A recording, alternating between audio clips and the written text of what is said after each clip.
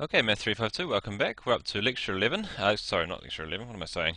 Lecture 15, and we're going to continue our discussion on duality today, and we're going to look at some examples. Okay, so what have we done so far? We've looked at duality of linear programs, and we've discovered that a dual is another type of optimization problem, which gives us a lower bound on the objective function value for our original problem. And actually, let's just summarize some of these points. We've done it already, so I'm not going to take long over this, but kind of summary of where we're at. The dual of an LP is another LP. What else have we done? We've done provides a lower bound on the optimum for the primal.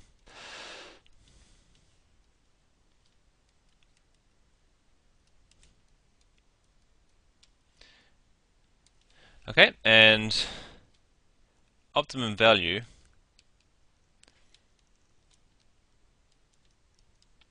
the optimum objective of the dual is equal to the optimal objective of the primary.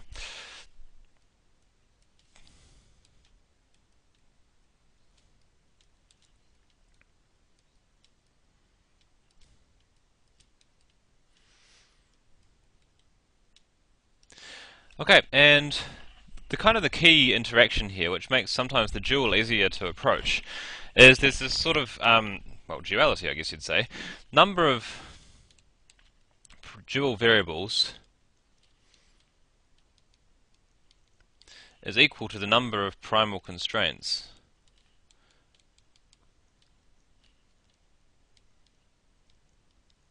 And vice versa. Okay, so you remember the dual variables, or Lagrange multipliers, we derived those by multiplying each of the constraints of our primal by a Lagrange multiplier.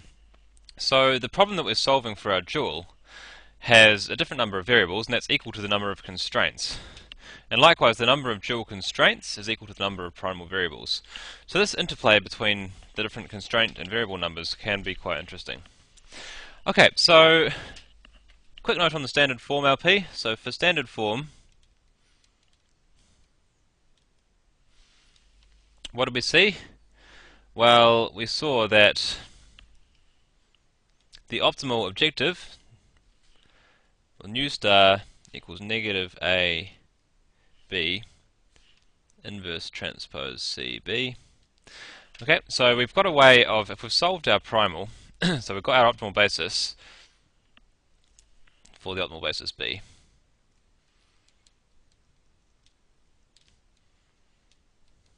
Once we've solved our primal, we can get the optimal dual variables just by solving this equation here. Okay, so let's move on. We're going to look at a bit of an economic interpretation of these dual variables. So what we're going to look at is this topic is called shadow prices. Now, some of you who have started studying economics may have come across these before, and like I said, this is my emphasis is probably going to be different from what you've seen before, but hopefully it's interesting for you guys to get a slightly different perspective on this topic. Okay, so consider an LP in standard form.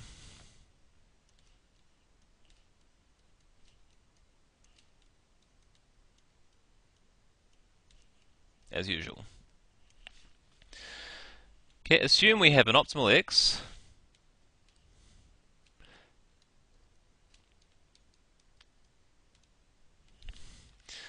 optimal with basis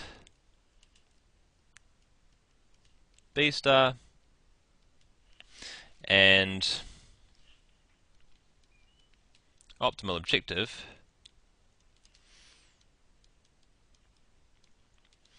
P star equals C transpose X star. Okay, so we've got an LP, a primal LP, we've optimized it, and we've got our optimal basis and variables and that kind of thing. Okay, now what we're going to do, if at optimality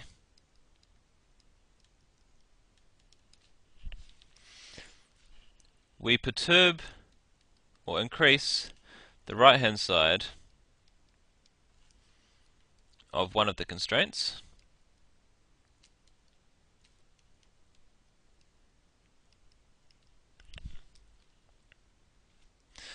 Okay, so bi goes to bi plus a small change in bi. Okay, so what we're going to do is we're going to make a small change to the right-hand side of one of our constraints. Now, just as an aside, what does this mean in some kind of real context? Well, a constraint, as often as not, an equality constraint, so aside, equality constraint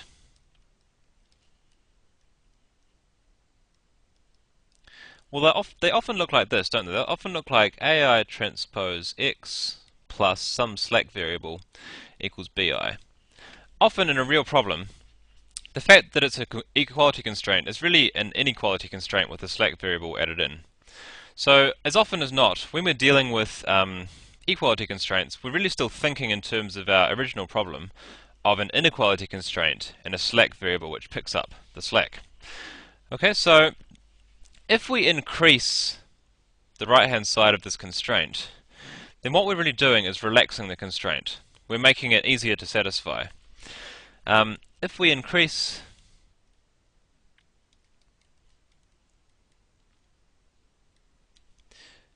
we are loosening the original equality constraint. Inequality constraint.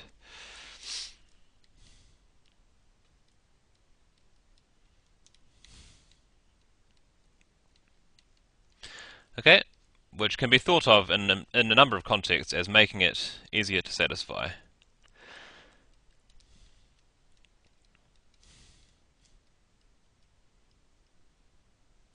Okay, so it is interesting to think about what happens if we can loosen one of our constraints by a small amount delta bi. Okay, so I'm going to refer to this as loosening even though it's an equality constraint. It doesn't sort of have that interpretation because normally these equality constraints for a large number of applications come from inequalities with slack variables. Okay, so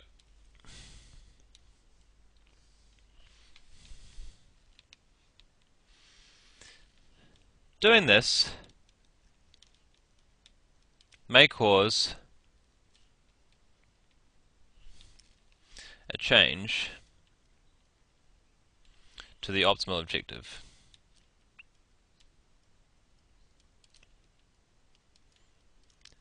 Okay, so if we change one of our constraints, then our optimum is going to shift by some corresponding small amount. Okay, and the quantity negative delta pi over delta bi is called the shadow price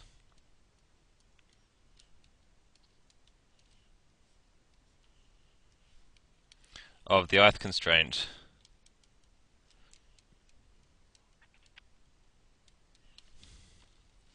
AI transpose x equals bi. Okay, so at optimality,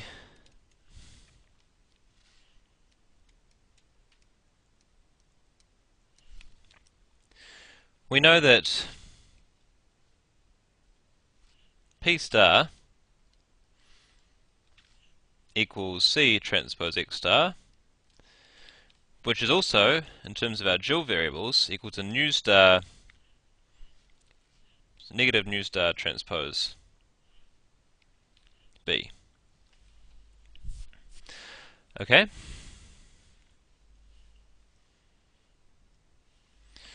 Where nu star equals negative AB inverse transpose CB. Okay, now we're going to make one assumption here. What we're going to assume is that as we do our small increase in delta bi here, it's going to be small enough that our basis doesn't change. Okay, we're going to still be using the same set of constraints to find our optimum. Okay, so if we assume that assuming the basis remains constant,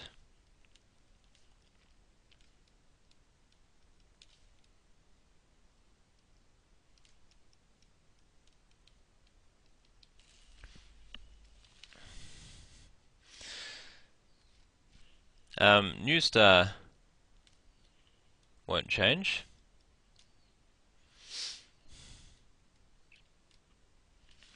And we get delta P star is just going to be negative nu I star delta Bi. Okay, the nu star vector is not going to change, so this change in P star is solely due to this Bi changing, and the change in P star is given by negative nu I star delta Bi. Okay, the shadow price of the ith constraint is therefore just that variable nu I star.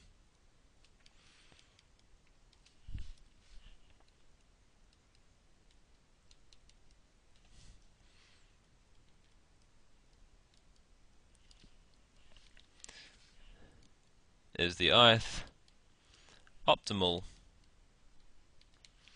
dual variable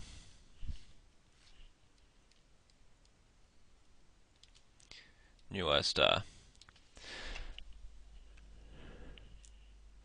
Okay, and it gives the amount that the objective changes by for a small change in delta B, or the negative of it.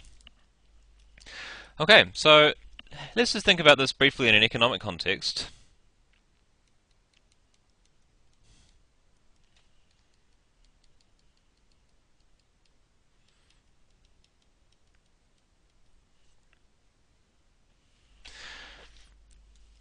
The shadow prices represent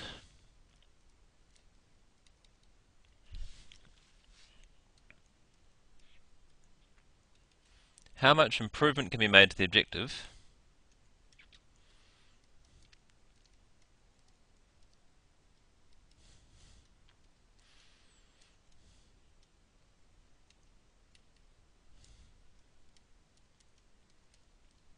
by loosening constraints.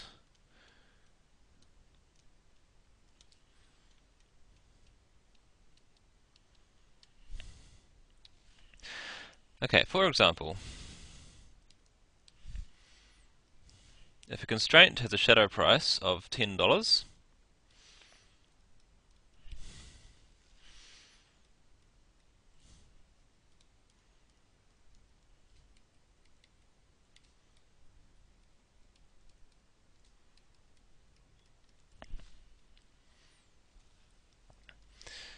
then loosening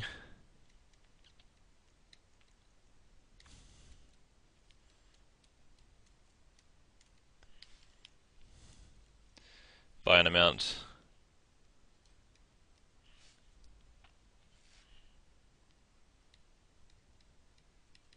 A results in the objective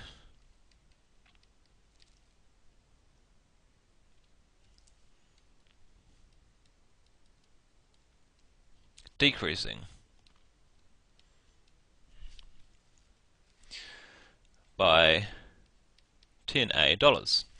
Okay, so our shadow price is $10. If we loosen our constraint by a certain amount A, then the objective will go down $10 for every A that we can loosen our constraint. So, if a company can pay $10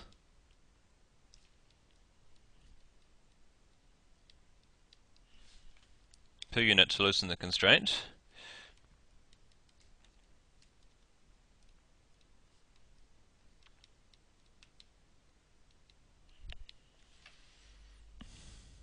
oh sorry, pay less than $10. Okay, so $10 is like a break-even amount here. So if the company can pay less than $10 per unit to loosen the constraint, then the objective can be improved by doing so.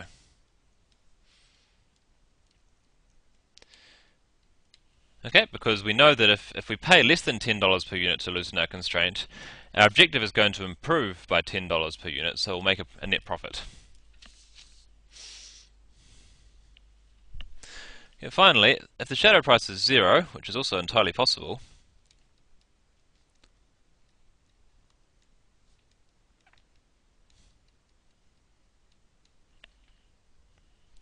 then loosening the constraint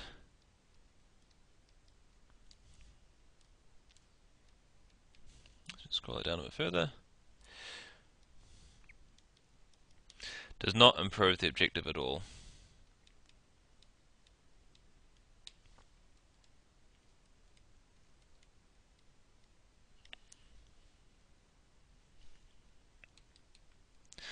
Okay, so finally, to sort of summarize that, shadow prices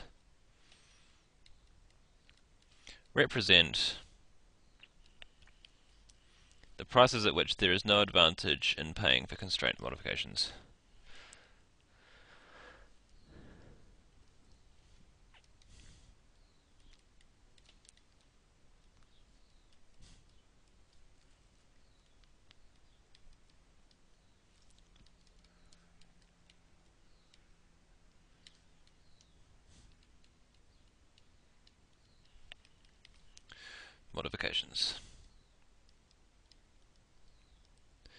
Phew.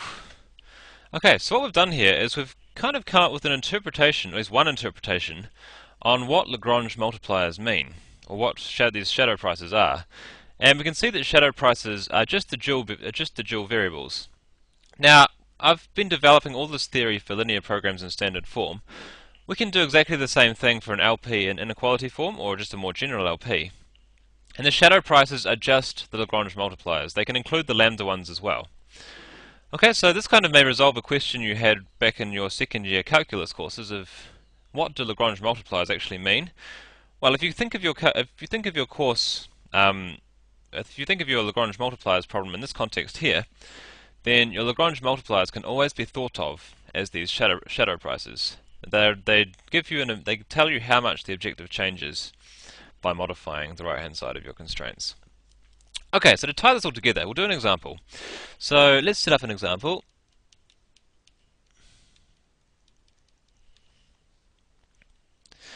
Okay, so we'll set up an LP first. We want to minimize this following LP, negative 2x1, x1 not xi, sorry, minus x2, subject to x1 plus x2 less than or equal to 3, x1 less than or equal to 5, and x1 and x2 greater than or equal to 0.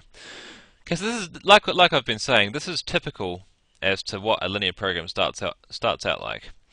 So in standard form,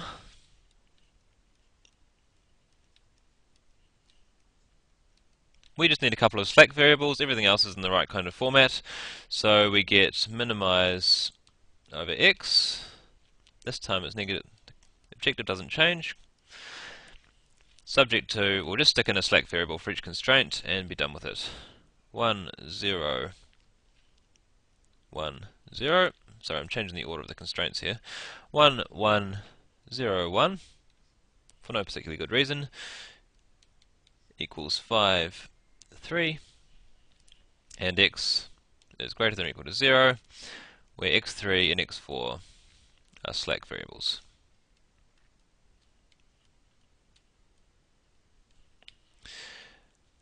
Okay, so we can just quickly solve this graphically. Let's just whip up a picture. I'm not going to do it too big. Okay, so let's see, we've got... I'll solve the original version graphically. So I've got a constraint here at 5. Let's just number these off. 1, 2, 3, 4, 5. And we've got that one there. We've got our usual non-negativities.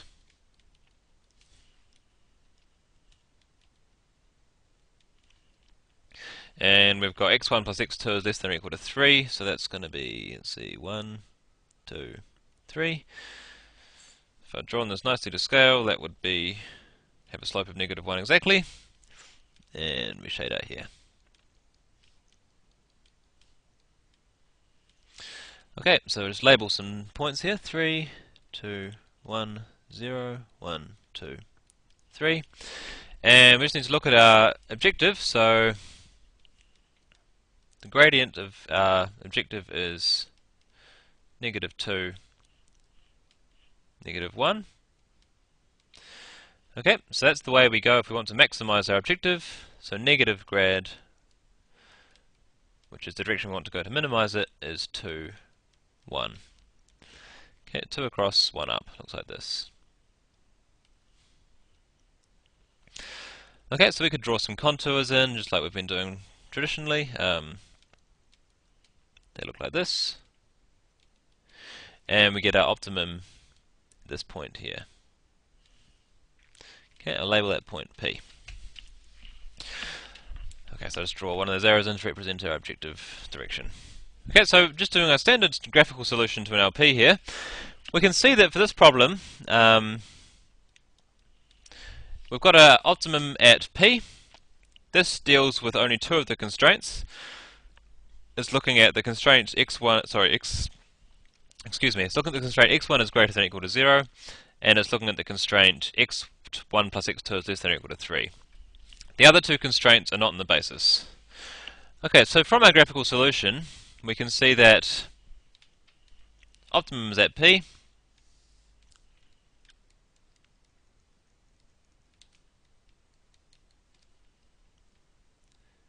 And what else can we see? We can also see that optimal basis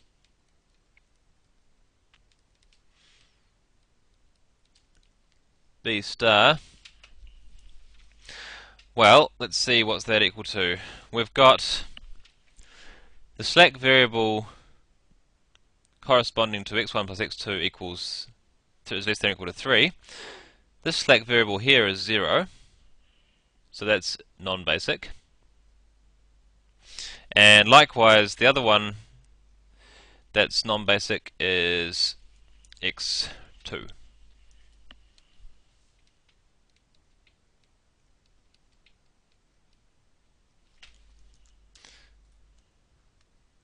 Okay, so just to reiterate, we're looking at, remember the basic variables are the ones for which the x's aren't 0. We've got x1 is non-zero, is 3, and we've got x3 is non-zero because that's the slack variable corresponding to the constraint here, which is not satisfied sharply. Okay, so we've got b star equals 1 and 3, n star, these are the variables that are 0. Okay, we can see that x2 is 0, and x4, which is the slack variable for the diagonal constraint here, is also 0. Okay, so we can see that. That means we can also compute our xb is going to be AB inverse B. I'm not going to go through the details, I'll just give you the answer. Equals 3, 2. And nu star equals negative AB inverse transpose CB equals 0, 2. Right, you can do the working yourself and check that I've done that right. Okay, so let's see if we can make any sense of what we've been looking at before. Okay, so let's look at a couple of scenarios here. So what we're going to do first is we're going to see what happens if we increase the right-hand side of our first constraint. So if B1 is increased by 1,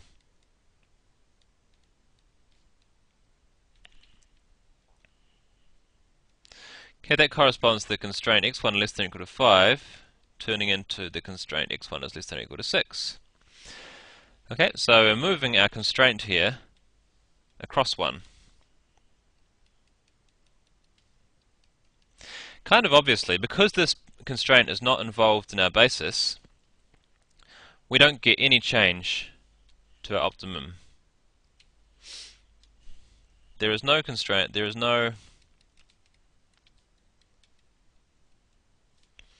in P star, as the constraint is not binding.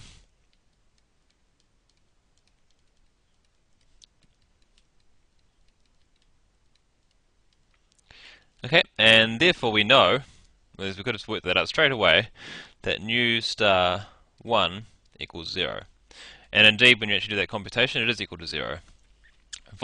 Moving the constraint across makes no difference to the objective, therefore its shadow price, or its dual variable at optimum, at optimality, is equal to 0. Okay, so what about if we increase the right-hand side of the other constraint? So if B2 is increased by 1,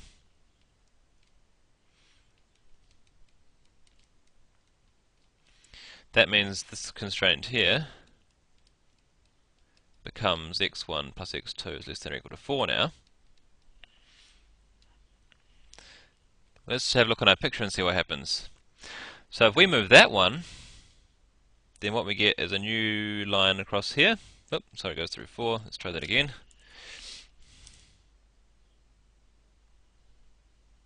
That's a bit better. Okay, so if we move our constraint that way, then you can see now that our optimum is going to shift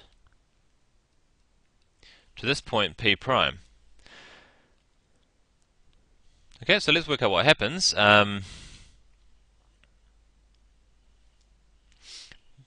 The optimum shifts to P prime,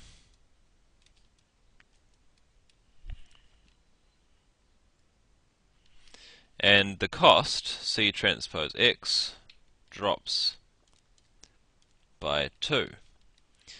Therefore, our shadow price is equal to 2. Okay, and likewise doing the computation will verify that fact. And you can check for yourselves that the cost does go down by that appropriate amount. Okay, because x1 has gone from 3 to 4, it's going to drop by 2. Okay, so that's kind of interesting. What else? One more thing we should do. What if we just continue to increase B2? So now we increase it by 3, which means that our constraint is now going to less than or equal to 6. Let's see what happens there. So I'm continuing to move across. I'll draw a green line. It's going to have to go through that point there, isn't it? So it's going to look something like this. Now our optimum is involving 2 different constraints from what it was involving before. Okay, so the assumption that we made about the basis remaining the same has now been violated. We've increased our right-hand side of B2 so much that when we went past 5, our basis changed. We changed to a different set of active constraints. Okay, let's see if I can get that on the same page while I'm writing. No, not quite.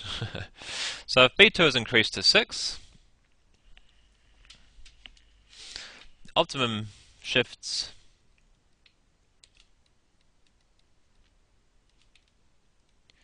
from P to Q, this involves a change in B star, so the shadow price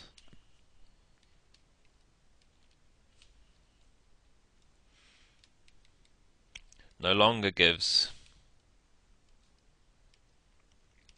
the change in the cost. Okay, because if we were trying to work out the change in the cost from our shadow price, then that would be keeping the same basis, so that would be for the point over here, which actually violates one of the other constraints.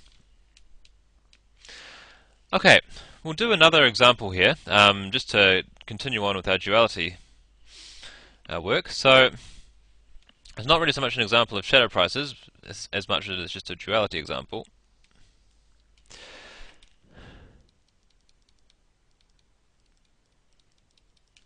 So what I'm going to do here is I'm going to show that the dual of a dual equals a primal.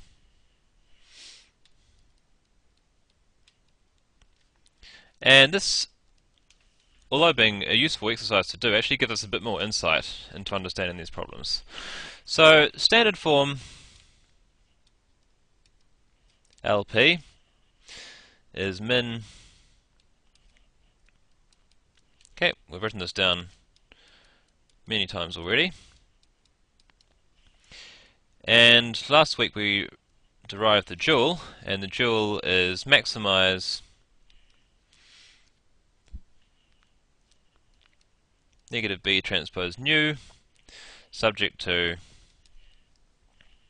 negative A transpose nu is less than or equal to C. Okay, so that's our primal.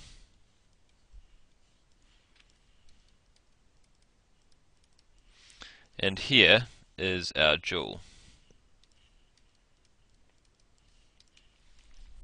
Okay, so what I'm going to do is I'm now going to take the dual of the dual, and hopefully we'll get back to the primal. So take dual of dual by first principles. Okay, we've actually sort of done in this example already, but it's good to see it again. So, to avoid confusion,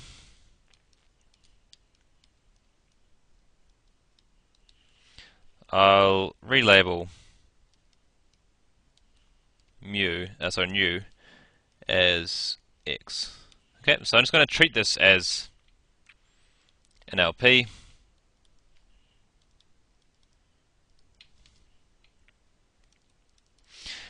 And I'll also, whenever we're working with duality, we want our optimization problem to be a minimization problem. So I'll change it into a minimization problem. So I'm calling it x now. So no, it's not the same x as the primal x, it's just x as kind of like a dummy variable here, subject to negative A transpose x less than or equal to C, and turn into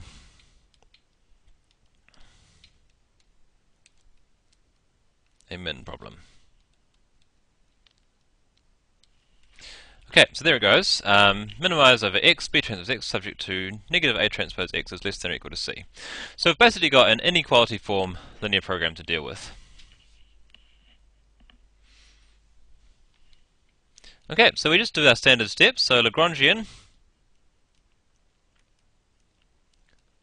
we always write that down first, is L of x and nu.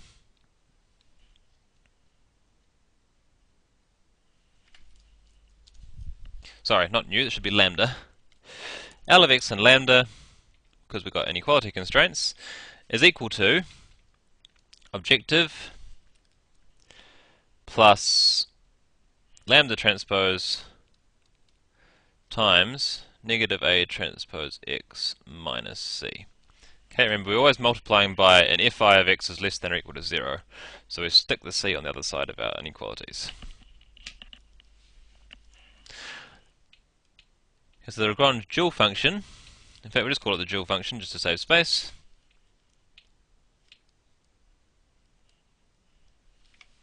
What's that given by? That's specified by g of lambda equals, I'm just going to take a shortcut,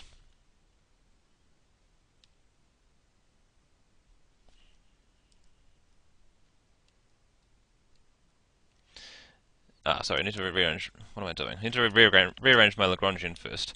So I'll write that in terms of x and lambda separately. So we get a negative C transpose lambda plus B minus A lambda transpose x. That's correct. Because the dual function therefore is, let's move that down a wee bit.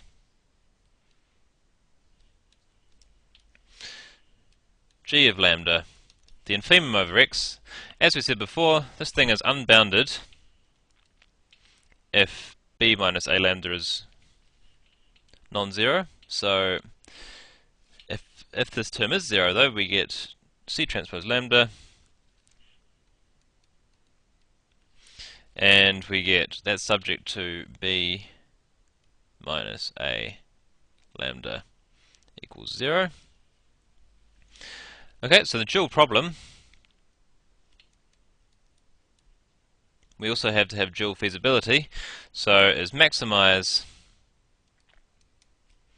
C transpose, negative C transpose lambda, subject to this expression here, A lambda equals B, and lambda is greater than or equal to 0. Okay, relabel lambda to x and turn to min. just change it into a minimization problem instead, and we get minimize C transpose X subject to AX equals B, X greater than or equal to 0. Ken, I just wanted to remind you, whenever you're doing these duals, don't forget to put the lambda is greater than 0 term in. It's easy to forget because it doesn't appear in any of these previous expressions. But whenever we've got Lagrange multipliers for inequality constraints, we've got to make sure we have dual feasibility that only applies when those lambdas are greater than or equal to 0. Okay, so what we've done is we've computed the dual of our dual, i.e. the dual of the dual is the primal. Okay, so we can make a couple of notes about this. Because the dual of the dual is the primal, if that makes any sense, the shadow prices of the primal constraints are these nus, but also the shadow prices of these dual constraints are our x's. So this is actually quite important. We'll derive this again in a second, but we can see it from our example. Let's see that I have to change the page. So, nu is vector of shadow prices for the primal constraints.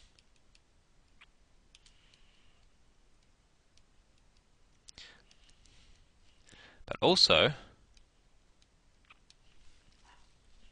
x is shadow prices of the dual constraints. Okay, and one particular implication of this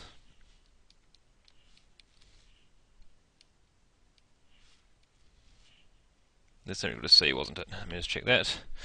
My dual constraints is equal to C, that's right. So it should be a nu.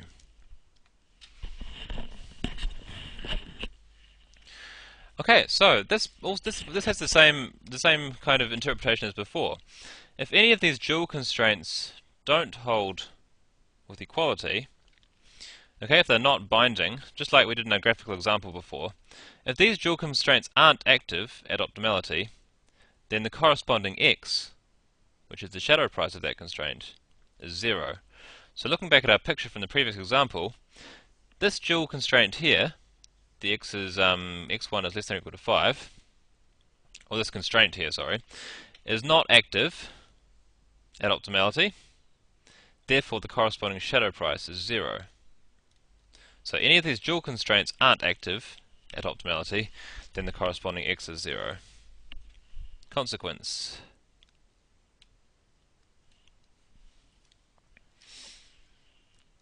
If the jth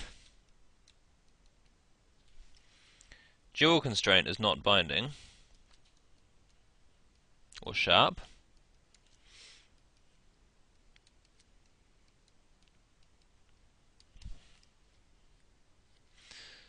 at the dual optimal solution,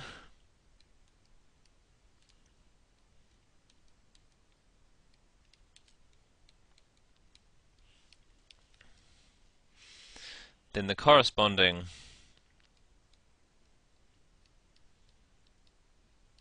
shadow price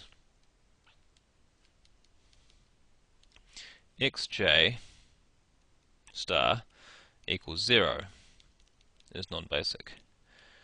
Okay, so we can tell which of our x variables are basic or non-basic by looking at which dual constraints are active at the dual optimum. Okay, so this principle, or this property, is called complementary slackness. Complementary slackness.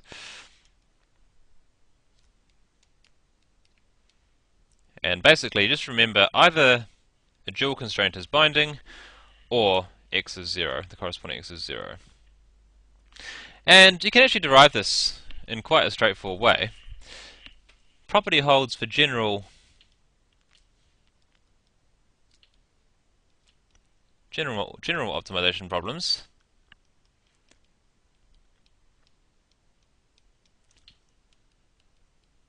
Okay, and it's actually really simple to prove, so I'll just do that quickly for you.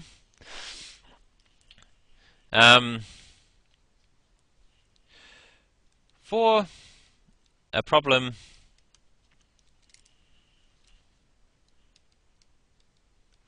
with what we call strong duality, now that's just a fancy way of saying that the primal and the dual have the same optimum.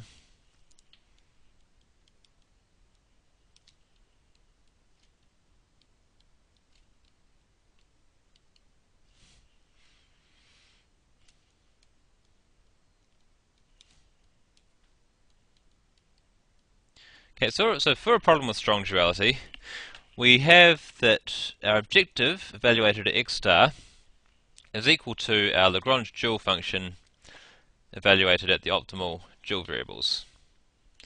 Okay, and we'll just employ the definition here. So we know that that is given by the infimum of the Lagrangian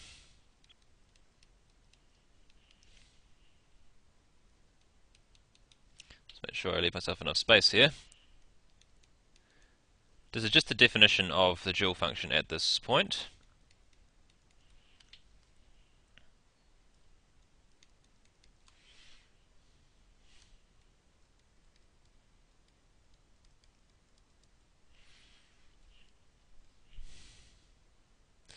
Okay, so it's the infimum over all x's in the domain of the Lagrangian.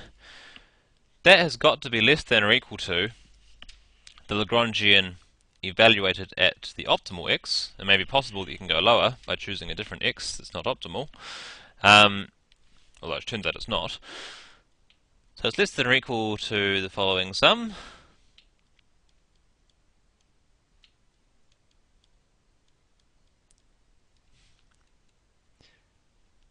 Basically, I'm just plugging in x star into this expression. It's theoretically possible that there may be an x that improves on that, therefore we've got this less than or equal to equality here. And finally, at optimality, the lambdas are positive, the fi's, well, the lambdas are non-negative, the fi's are non-positive, so this entire term can't be positive. This entire term is 0 because the hi's are all 0, so that term is less than or equal to f naught of x star. As lambda star is greater than 0, fi at x star is less than or equal to 0, and hi of x star equals 0. So what we've got here is that the optimum is less than or equal to optimum. Well, obviously that's an equality. The inequalities must hold with, the inequalities must hold with equality. Okay, and therefore these terms have to be 0. Okay, they can only be negative or 0. If they're negative, then the equality doesn't work anymore, so they all have to be 0.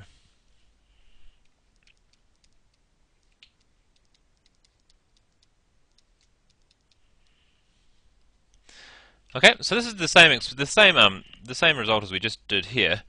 This says, but it's the other way around. This says that at optimality, either the dual variable for an inequality constraint is 0, or the corresponding inequality holds with equality is equal to 0. Okay, it's exactly the same principle. So this is our complementary slackness result.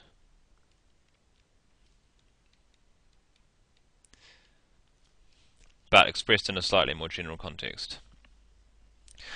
Okay, so how are we doing? Let me just check what the time is. I've got time to do another example. Great. So just to sort of tie all this together one more time, we'll do one more example. And what we're going to do this time is we're going to do an example that lets us solve the primal by solving the dual.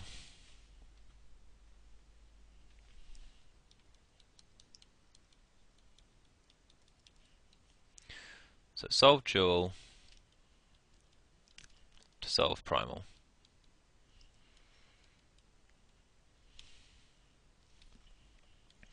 Okay, in our previous example, we managed to solve the dual by solving the primal.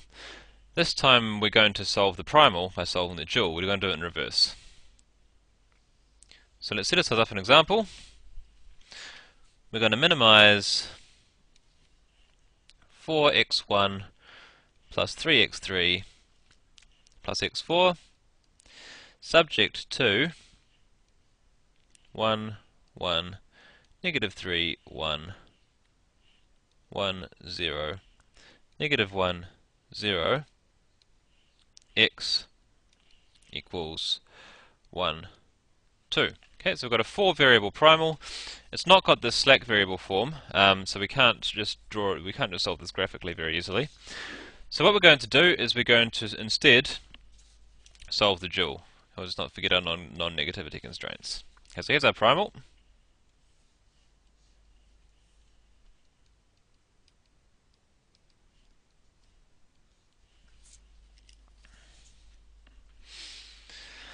Okay, so I'll just give you the dual. You can work this out yourselves by first principles, but I'll just accelerate the process. Remember, the dual of a standard form LP can be written as an inequality form LP in the dual variables.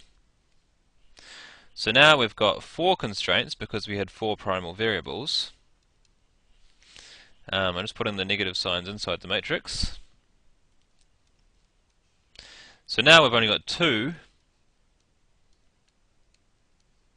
dual variables. Okay, so you can see that for this example here, this is one that we can solve graphically.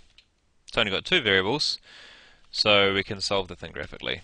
So I'll just label these constraints 1, 2, 3, and 4, and we'll draw ourselves a picture.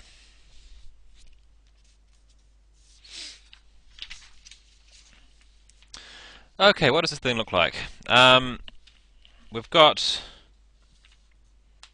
I'm just going to write these constraints out in full because I can't always see exactly what to draw straight away, and just for sanity's sake, it helps to write them out a little bit more fully. So just give myself a wee bit more space. Let's move all of you across to the left just a wee bit. There we go. So constraint 1 can also be written as nu1 plus nu2 is greater than or equal to negative 4. Constraint number 2 can also be written as nu2 is greater than or equal to 3 nu1.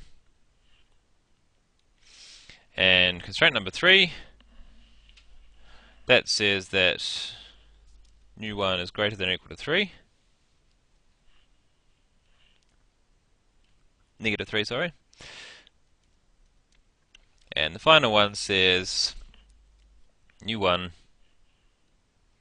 less than or equal to 1. Okay, that's a slightly tidier set of constraints that I can more easily graph without making a mistake, hopefully. So let's see how it goes. So we need some axes to start with. Let's just start drawing in the constraints. So nu1 plus nu2 is greater than or equal to negative 4. Well, that's going to be a line going through negative 4 and negative 4, just like so. And we're going to shade out underneath it.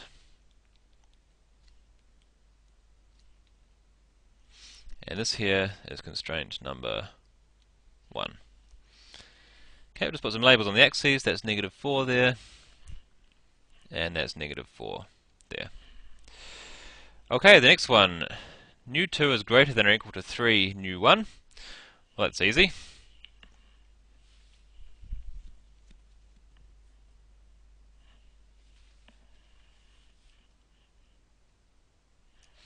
So the line nu2 equals 3 nu1 goes through the origin, has a slope of 3. So that should actually intersect this curve here at negative 1, negative 3.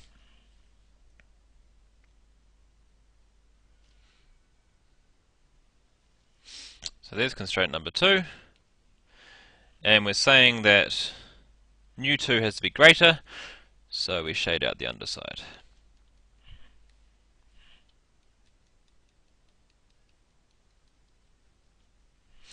Okay, what else do we need? We've got that nu1 is greater than or equal to negative 3. So that's there. Just sketch that one in.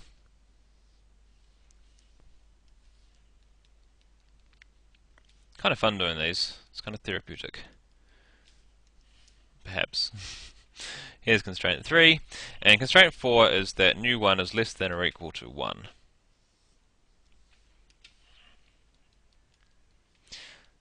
Okay, so we haven't defined a totally bounded region here. So hopefully our objective goes in the right direction. So this is constraint number 4. So grad of g is equal to negative 1, negative 2.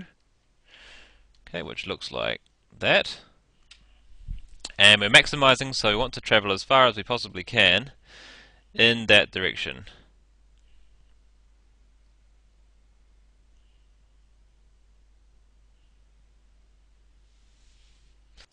Okay, so let's just note that it's not quite as steep as that slope of 3 thing, so I'll draw it a bit more like that. Okay, so if we were to draw in some lines on here, there's the direction of our objectives. I'll draw some contours. Don't get confused by this one. They're not quite parallel to that other thing.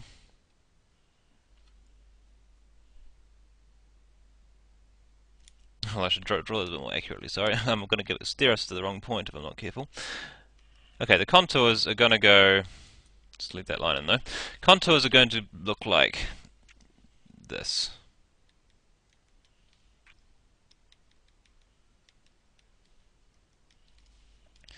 Okay, and our slope, our objective goes sort of like that. And we end up with our optimum point down here. Okay, so optimum is at this point down here. Let's just label that. That's going to be the point, let's see, it must be negative 1, negative 3. Optimum at negative 1, negative 3. Okay, and we can also see a few things here. Constraints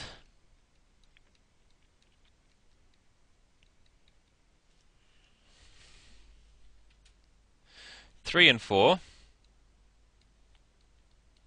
Okay, there's that line there and that line there, are not binding. This implies that x3 and x4 equals 0.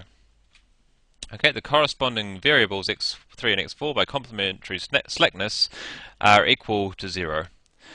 Okay, so that means we've got our basis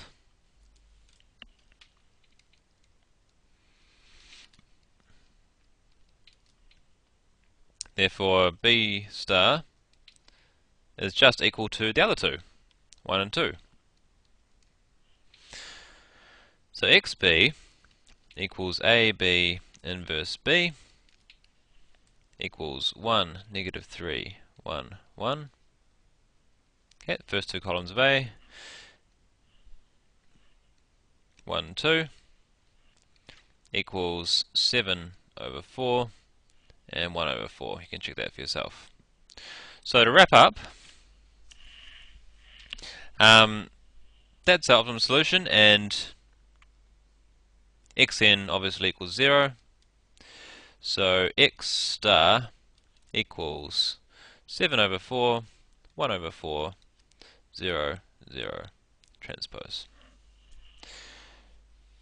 Okay, so let's just double check for sanity's sake. I'm just going to move across to here. Alternatively, if we solve the primal first by a simplex method or something,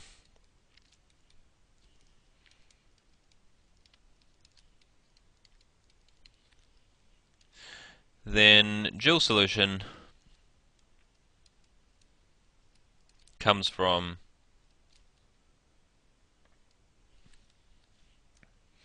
nu star equals AB inverse transpose CB.